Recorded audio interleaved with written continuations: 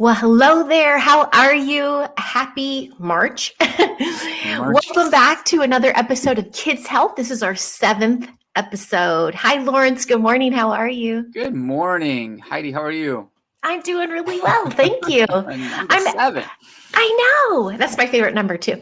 Got my tattoo, my 7. Yep. Oh, cool. Yeah. Remember the Dan Millman book Crafty showed us? Oh, that's right. Oh, the birth number. Yep. The life you're born to live. Everyone in my family is a 7. And so shout out to my sister, who's a 7. Yes. My brother's a 7. Happy birthday to your sister. My sister. Happy birthday, Laura. I know you're going to watch this, so. Happy birthday.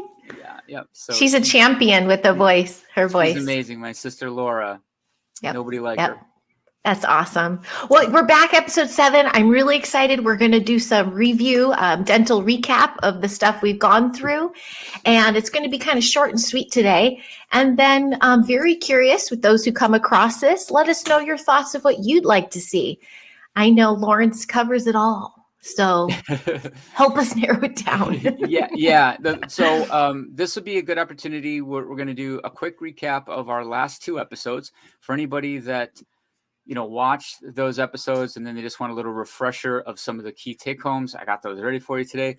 Anybody that hasn't seen the last 2 episodes, this might whet your appetite to know more about the bullet points that we'll talk about today. So yeah, I thought it would be just nice to, because it's been a lot of information in episode 5 and 6. And so let's, I guess we could dive in and pull up. Yeah.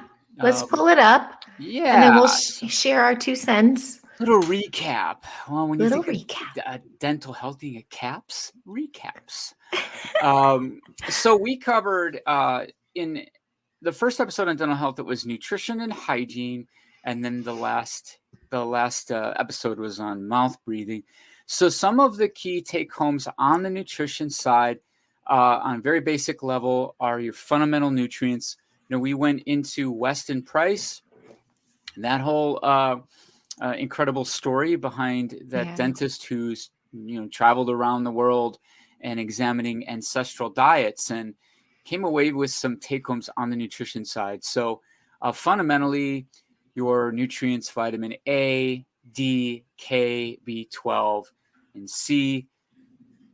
A couple of things on these nutrients, right? So vitamin A, we want that what's called, real vitamin A versus, say, beta carotene. And we'll kind of explain the difference real quick. So vitamin A is sort of ready to go. That would be what would be found in things like, like liver, animal products like that. Now, is that cod liver oil? Sorry to interrupt. Is it cod liver oil? You can get that in now.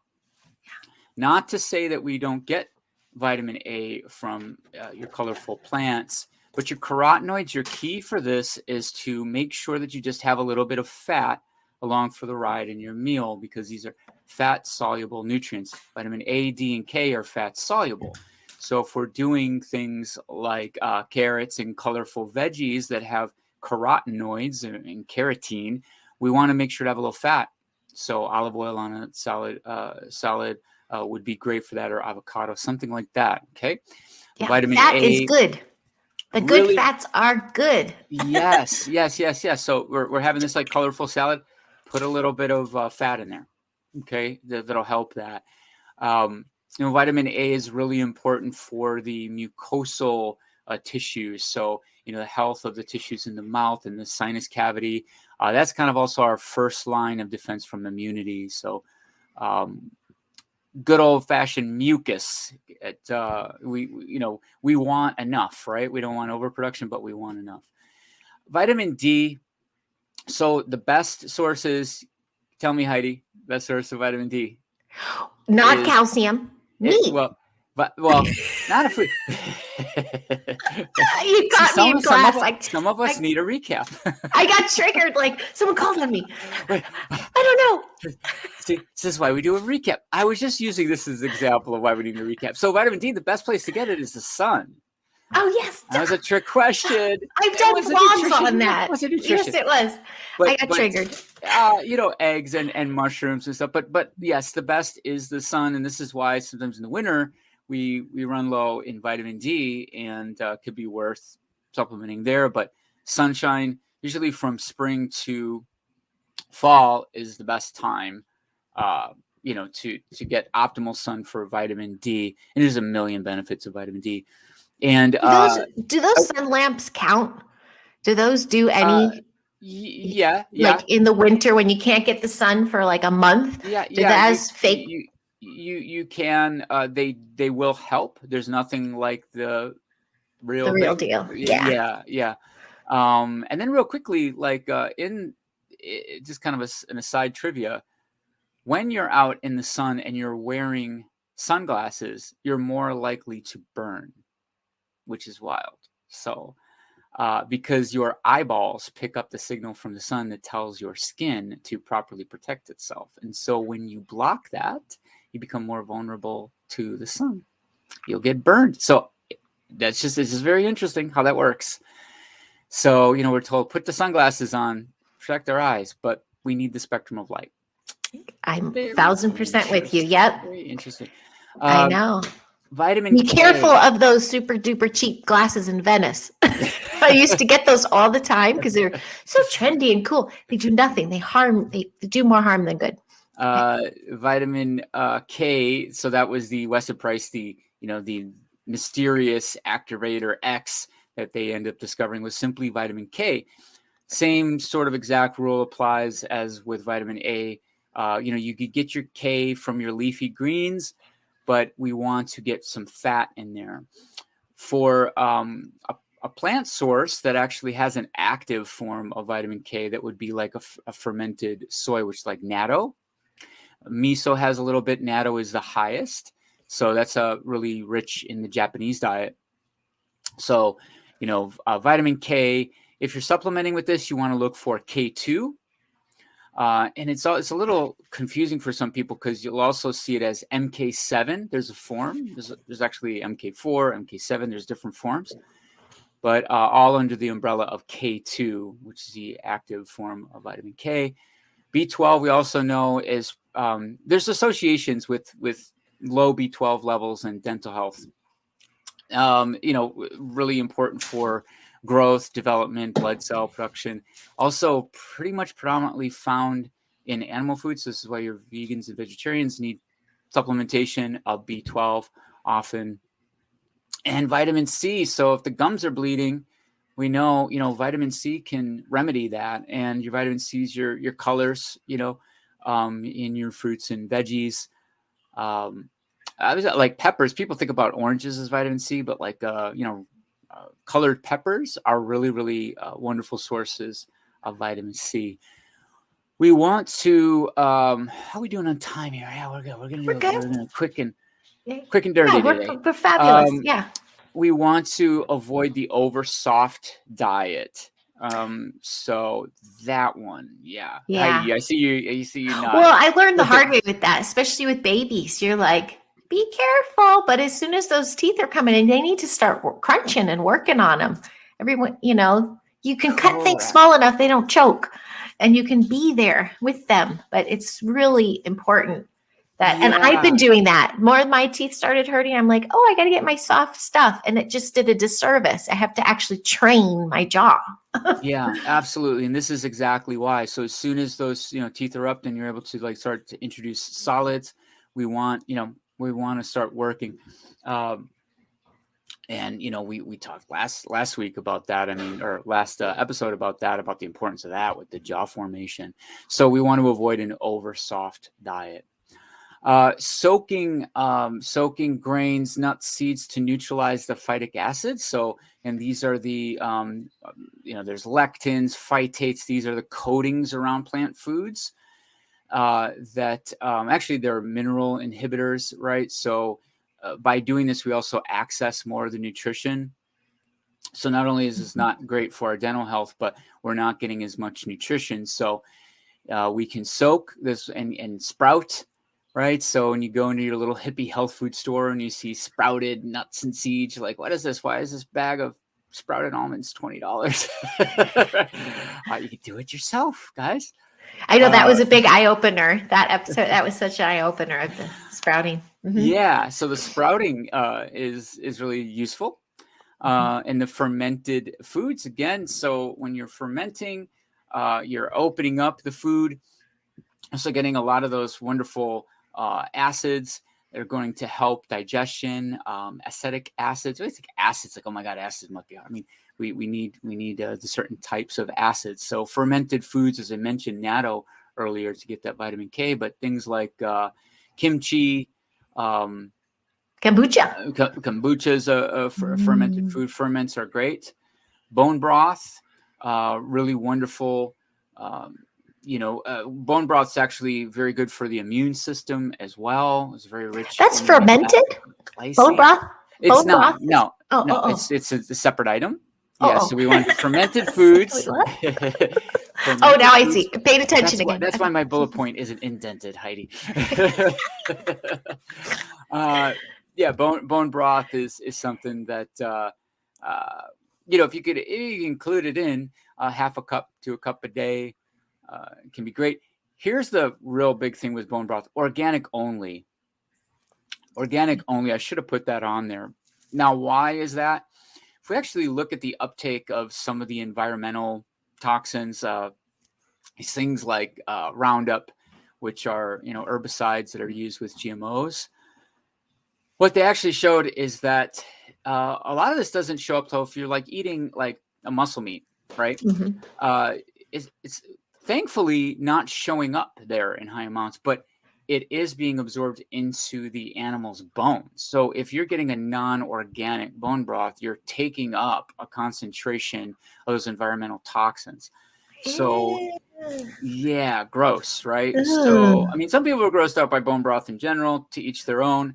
I think it's great, but you definitely want to stay with organic.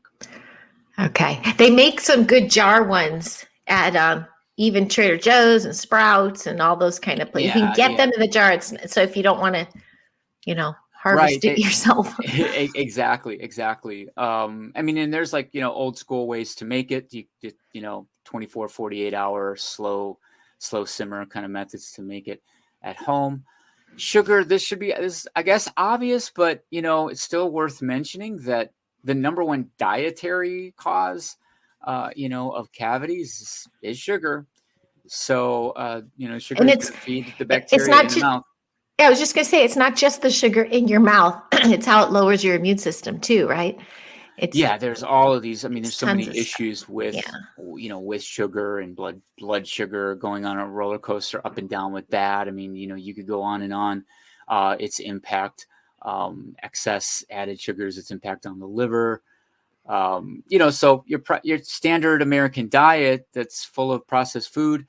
Real quick, just as far as targets, it would be under 25 grams of added sugar a day, which is about 6 teaspoons. So, you're talking about an average American diet, you're talking about it with added sugar, 80, 90, 100 grams and up. Yeah. That we're seeing. I mean, one can of soda could have 50 or 60 added sugars right there. And so if you could visualize 60 grams of sugar in one drink, just picture, 15 spoons. Just get that visual in your head. And it's hidden everywhere. Anything processed has a ton of sugar, but it's hidden everywhere. And don't be afraid of fruit sugars and sugar from natural foods, I think. Well, when sugar is attached in, so with fruit, for instance, it's bound into fiber, right? And so when you remove it from there, you're just getting this kind of straight uptake. It's straight to the bloodstream. So apple juice is going to spike the blood sugar like crazy and get a big shot of sugar at once, versus an apple, which you can chew and you kind of clean in the teeth. And nature does what nature does, right? On the hygiene side, so twice daily brushing, 2 minutes each time. And I remember the giant, there was a little controversy in the household on do you brush before or after the meal, right? He's that guy that does it right when he wakes up, and he's got like a horse's mouth. He's like, "Arr, arr." and gets on the kids for doing it. I'm always like, well, they didn't eat yet. Wait till they're done eating. But boom, he was right. We He do not loved want that. to brush right after meals, because when we're eating, the pH of the mouth changes. Acids come into play, saliva, and the enamel can be very vulnerable. So if we brush right after the meal, we run the risk of damaging the enamel. So, you want to wait some time, 45 minutes, an hour.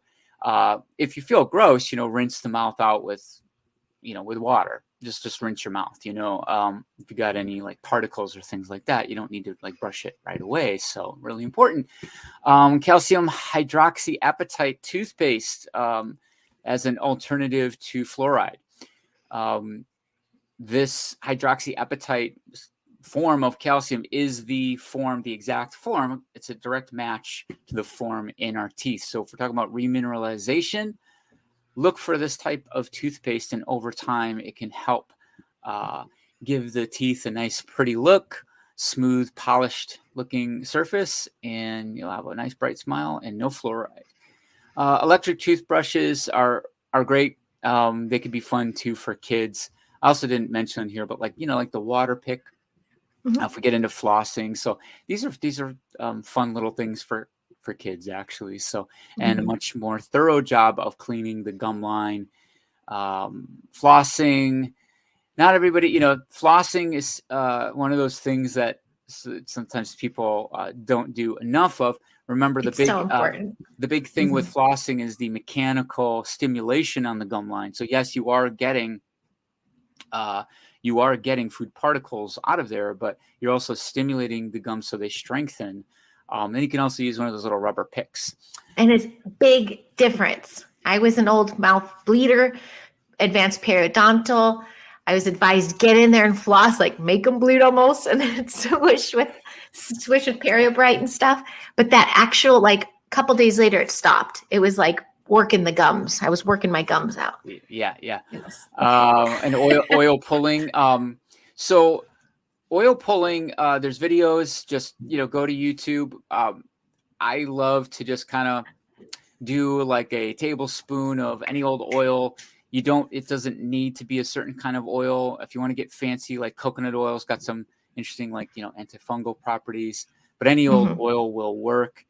I didn't have this on the bullet points, but no alcohol mouthwash, right? So it's not on here, shame on me, but that's a big one. So we don't want to be swishing with Listerine Scope. Oops, sorry, I called out brands. Sorry, y'all. But we want to avoid that. Okay. Does it dry it out, or is it? Yes, exactly. It's going to dry that out. And we know when we dry the mouth out, then we're lacking saliva. And then when we lack saliva, we don't neutralize acids. When we don't neutralize acids, cavities start. There's some other reasons why. There's actually enzymes in the tongue too that get wiped out from alcohol that we need for proper processing when we're chewing on our leafy greens to process like nitrates and stuff. So that's actually pretty fascinating as well. So that chemistry, the biome of the mouth, I mean, that could be an interesting, down the line if we want to kind of keep on some of these oral health tips, but just the biome of the mouth, right? Right now, they're on the market. There's oral probiotics, which we didn't really talk about here, but where there are specific bacteria that lend to healthy mouth. So that's another whole interesting area. The mouth is fascinating, obviously, because it's a big entry point into our body. Tongue scraper. Awesome. So the old trick, the gag reflex trick. So grip the thumb, left hand, grip your thumb in your palm, just like that. And that can help to deactivate the gag reflex. So that's right. Tongue scraping. Yeah. It's kind of a cool little trick. Tongue scraping is great. Your mouth is going to feel so clean, so fresh and clean. So a good little thing to pick up. Chewing sugar-free gum is kind of nice because it will kind of help, stimulate saliva. Again, we like saliva. And regular dental visits. So, and find a good we're going to get into this next point here, but find a good literate dentist that is familiar with, holistic dentistry. So when we're looking at So this next important. topic with mouth breathing, Yeah. Heidi, since we did that episode, I've just been like on this kick because, I was polishing up on my research for when I had to talk with you. And I am like I'm just like the mouth breathing guy now to everybody. I can't shut up about it because just kind of going back down through that rabbit hole was like, wow, we all need reminders, myself Oh my included. gosh. I caught myself so many times since. I'm like, holy smokes, I'm doing it again. Yeah, it's unbelievable. And so we know that mouth breathing, and check that episode out, you guys. Yeah, that's a good one. We know this ties into dental health, right? So, if we are breathing through the mouth, just going to kind of recap this. The tongue is down, okay? When the tongue is down, it means it's not at the roof of the mouth. When it's not at the roof of the mouth, then the teeth are not kind of getting their mold, their imprint to erupt around the shape of the tongue, okay? So what happens is everything gets narrow. Tongue's on the bottom, the teeth, everything kind of collapses down. Again, roof of the mouth begins to jut up a bit into the sinuses, which makes the breathing situation worse. We end up with crowded teeth, kind of narrow mouth, these kind of things. And so we want to address this early if possible. And so the breastfeeding that I don't know if you still have that link to that emulate. Oh I'm yeah, not sure if you still have that in your little I cube, should. but Here we the company emulate. There we go. Brought to you by emulate.com. You can check them out. They're kind of in the early stages, a startup that actually designs bottles custom to the shape of your breast. Isn't that amazing? That's like, that's so Yeah. cool. Yeah. And so if breastfeeding for whatever reason is not possible, that could be an interesting option. But we Yeah. know the advantages of the formation of the mouth. We want to observe the child. So look for things like dry lips. If they're just kind of obviously constant open mouth, telltale sign. Poor posture, right? Because all of these things go hand in hand. So if there's slouching going on, that's also going to affect breathing. But it's also a sign. It's again this whole loop, right? How you're breathing. If you're breathing well through your nose, that tends to articulate the head better. So the head posture just naturally improves. Also, if you're mindful of your posture, your breathing improves. So it's a loop, one and the other, chicken egg kind of thing, as we talked about, right? Mm-hmm. Check them during their sleep. So, if there's any snoring, if they're drooling, the mouth's open, if they're waking up, ask them, you have a dry mouth this morning. These are telltale signs that, this needs attention. We want to do the physical examination, checking for allergies, any structural issues, polyps, deviated septum. And again, that cold, unfiltered air coming through the mouth, irritating, inflaming the tonsils, the adenoid tissue, right? So then you get this issue where now that's all inflamed and irritated. It's harder to breathe, and then you want to breathe through your mouth more. And the cycle continues. And didn't you say too, breathing through your nose, you have extra filters in there? Yes, we have a filtration system. So we've got nitric oxide that zaps out. It's antiviral, antimicrobial. So first line of defense against any bugs that come in. We don't have that ability. The mouth is for talking and eating. Your nose is for breathing and smelling. You don't eat with your nose. Don't breathe with your mouth. Right? At least I hope. So yeah, the nose is just meant it filters the air, humidifies, kind of warms up, right? So by the time that's getting to the adenoid and tonsil area, everything's kind of taken care of, right? But when we're not doing that, straight shot to the back of the throat, not good. Mouth tape can be useful. So mouth tape, we go myotape.com. know if we have that ready, but I don't myotape.com, have that one. myotape.com. Great. I'm just really amazed at how this is sort of under the radar, this whole idea of mouth breathing in general. Here we go, myotape.com. This design of the mouth tape is nice because it circles around the mouth. And so, if the child wants to take a sip of water or talk, they still can, but it just encourages to keep the mouth closed. You can have them wear it for a stretch, an hour or so, while they're playing video games or watching TV or whatever they're doing, to just encourage it also during the daytime, to encourage nasal breathing during the day. And then, of course, when they're sleeping. Adults too. But the myotape.com is a great place to check out because they have some videos, some fun videos for kids. So when you click on their kids section, you'll find that out. Yeah. Perfect. I do one more time. Yeah. There we go. And then, if things are, really kind of problematic, myofunctional therapy could be great. So, finding a good practitioner in your area that specializes in this to do some exercises can absolutely change the game. And the earlier, the better. Yes, you can prevent braces. You can prevent long-term, the teen retainers. Right, because remember, on the subject of braces, which mentioned last time, but if you don't fix the underlying issue with the breathing, you'll end up in a situation where everything reverts. So you spend this money with the braces on the kid, they get the braces off, hey, teeth are straight. 2-3 years down the line, things start to, why is it like, why are my teeth getting crooked again? What's going on? Because we didn't address actually the underlying issue, because it still is important at any stage in life. So whoever you are out there, this isn't just for kids. Breathe through your nose. You don't want to be a mouth breather. So this is kind of the quick. I would go look at that. We're coming up right just under a half hour. Yeah, let me pull this up. That was kind of like awesome.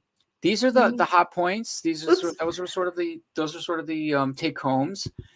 And again, for anybody that hasn't watched those last 2 episodes, you'll learn more about those items. For anybody that did watch and just wanted a quick refresher or reminder, screen grab that part, screen grab that. And those are the things, if you can keep in mind that checklist,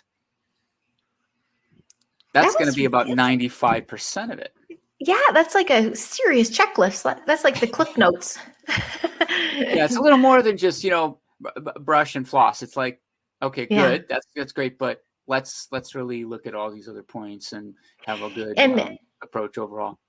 I was thinking when you were talking about even swishing with those brands or the alcohol-based brands, if you want to get all tinfoil hat on it, maybe that's why they create the brands with that. So you create more customers, more cavity customers. There's no money in a cure, remember? So it's interesting the way that works. Like when you hear about Carmex. I remember when I was in high school and people had Carmex, and then everybody just said everybody that used Carmex always needed Carmex. Because it's just like, they couldn't go without it. It was like, oh my gosh, they knew what's up. But we're meant to reach it. Yeah, we're meant to regenerate. We're meant to hear. You know what? Something you did not say on there that I wanted to quickly ask you about. For sure. That goes along with what I was studying about the advanced periodontal and stuff. I went ahead and invested on that mouth bit that has a red light and a blue light. And sure, the blue light helps with whitening, but I'm on that red light a couple times a day, every day, because it reduces inflammation, right? The red light therapy. Is that, would you advise that? Yeah. That's a really cool other emerging area. I mean, for us in this little hippie health space, the red light thing's been around for a long time, but now I'm just kind of seeing it going into, more mainstream culture. Yeah. But you don't have to go somewhere to get treatment. You can do it at home. Tissue regeneration, blood flow, circulation, reduction of inflammation, all of these things that red light can offer. These spectrums of light are also very interesting. When we're outside, we get a near infrared NIR that actually can reduce what are called ROS, reductive oxygen species, so bringing down inflammation systemically as well. So when I say systemically, it would mean everything. So, you're benefiting your teeth as well. Just good old fashioned sunshine. It also actually sets up the stage for more melatonin later at night. So lighting spectrum, but these products are great. All Cool. for them. Yep. Perfect. I think it's awesome. And as an alternative to the alcohol mouthwashes, like the alcohol-free, like Perio Bright. We just got that. Yeah, you advised that the other day, so we got that one. If you like that fresh, some people just want that fresh feeling, but just get an alcohol-free if you can. Yeah, I like the burn. Kill it. This is a kind of a quick aside, but a lot of even with toothpaste, right? That mint, it's like a lot of that stuff doesn't do anything to add to cleaning at all, but it, as a customer experience, right? When they test out products, there's a lot of interesting history on this of how products came to be the way they are. Is, people like associating that minty feeling, and like you said, even that burning, like, oh my God, I just nuked out my mouth. You feel like you just killed everything. Well, yeah, you did. That's not good because you zapped a lot of the favorable bacteria as well, which I was talking about earlier, like the whole biome of the mouth. We've got friendly bacteria that we need. So, it just kind of goes through and zaps everything out, which lends itself to imbalance, right? So we need everything in balance. Yeah. And so we want to take care of our mouth, take care of our breathing. We hit it with nutrition, hygiene, and proper breath. And you got a good situation for dental health. That's so beautiful. All right, Mike. Beautiful. Do you think we're gonna go quick today? All right, cool. I know we're gonna go quick today. Do you think we're gonna get into the biome next time, the mouth biome next time, or? I would say that if we're gonna do that, I'm going to go down that rabbit hole. I think that would be fun to fill up an entire episode. Could be interesting. There might be an opportunity to really go deep on it. The gut microbiome, everything's obviously connected. This is all the past, I'd say 5-10 years, just this idea of the microbiome. I mean, what's fascinating to think about is when we're eating food, we're feeding sort of three entities. We're feeding the human, we're feeding the gut, and we're feeding mitochondria. And these entities are really important because there's a symbiotic relationship through this. So when we get cravings, is it us or them, right? But we're kind of working in harmony, with trillions of organisms. And so, the mouth is fascinating for that. So that might be maybe a future episode, right? That might be. But we'd also like to hear if you're coming across this and anything is stirring you up, saying, I wish I had a little more information, hit us up.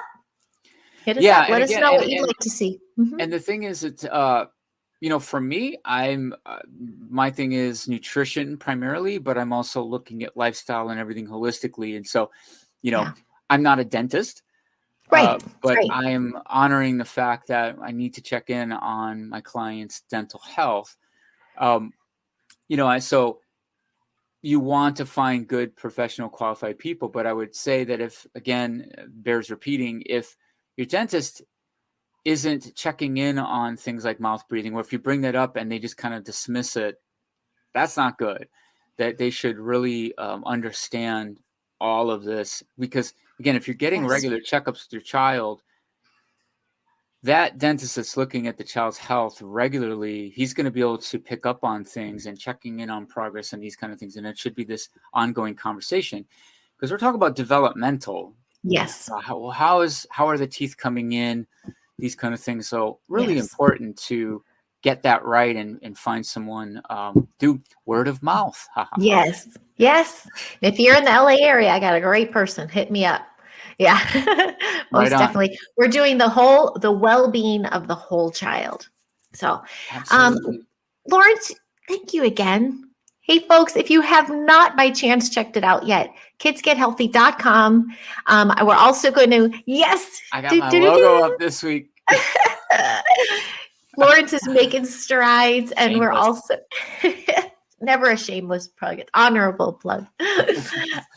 And you can email him too at Lawrence@kidsgethealthy.com. Yes, Lawrence with a W, the way it's supposed to be spelled. There you go. I don't trust people with a U. I'm just kidding. That's a whole other topic. LAWRENCE, Lawrence at. I just noticed there's a puzzle in my thing the whole time. Oh, wow. That's puzzling. And then we had a visitor. I don't know if you noticed. Okay, anyhow, thank you everybody for tuning in to episode 7 of Kids Health. We can't wait. We'll see you in 2 weeks, and we look forward to talking to you in the chat. I'm also going to end and add the beautiful trailer for kidsgethealthy.com, so you can check out the new YouTube channel for that, where he's sharing a little bit of everything. He's going to be adding it all on there. You can find these episodes. You can find these episodes on our Rumble Kids Health series, as well as my YouTube channel, and the Kids Health has the playlist as well.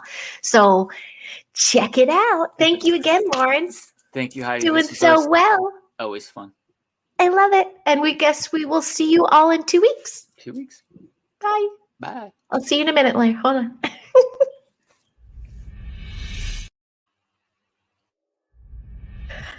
And there. And go. So is it playing? Wait 1 second. We